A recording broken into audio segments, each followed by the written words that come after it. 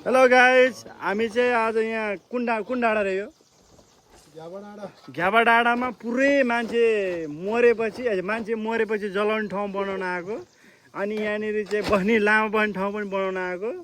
पानी परेर बिजोग, ट्र्याक्टर फसेर नि बिजोग। आम्मामा हामीले त फेरि वनभोज पनि भयो, मजा भयो। राँगो मासु ल्याएर मजाले ढेँडो र मासु लम खाएर पकिँदै खाएर चाहिँ अगम मन भएर ट्र्याक्टरतिर चढेर बसेको छ गाइज। यता हेर्नुहोस् हाम्रो अरू दाजुभाइहरू यहाँ हुनुहुन्छ, नाङ्गे भएर बस्नुभएको हाम्रो 2 नम्बर वडाको वडा सदस्यज्यू। हेलो गरिदिनु क्यामेरामा है, जनता जान्न चाहन्छ। ल हो, उहाँ नै हो, डल्लै छ मान्छे, ह्यान्डसम छ, उमेर भर्खर 21 वर्षको हो। यता हुनुहुन्छ हाम्रो ठेकदार सरहरू। यो मेरो मामुसेरी, ओहो कस्तो हिरो देखा यार, सेकेन्ड ह्यान्ड राजी समाल। अर्को हाम्रो यो सम्धी हुनुहुन्छ, पुरै नाङ्गे हो। ल हामीले बनाउँदै गरेको भवन चाहिँ यही हो, हेर्नुहोस् पुरै देखाउँदैछु। हाम्रो सेकेन्ड ह्यान्ड बाजे उहाँ हुनुहुन्छ। ल ओ बाजे यता हेरौँ, यता हेरौँ।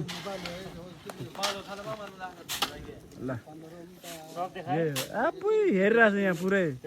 यो त भरे फेसबुकमा हो, सिधै देखाइदिनु हो। ल ठेकदार सरहरू आफै अब लागि पर्नु भएको, त मेहनती छ दुईजना ठेकदार। हेर्नुहोस् समाजसेवा यता भयो। 2 नम्बर वडाको हाम्रो वडा सदस्य चाहिँ लेबर काम गर्न पनि सिपालु, समाजसेवा गर्न पनि सिपालु, भोट माग्न पनि सिपालु, उठ्न पनि सिपालु, लड्न पनि सिपालु। त्यही हेर्नुहोस्, सेवा नै धर्म हो भन्दै उहाँहरू चाहिँ पुरै श्रमदानको लागि एकदमै लागि पर्नु भइरहेको छ। हामी चाहिँ यहाँ पुरै टडकमाथि चढेर भिडियो बनाउँदैछौँ। तिमी तामाङ हो कि झ्यार्दी हो भन्छ भाइ? तामाङ हो ए, के तामाङ हो? भोटेको छोरा हो?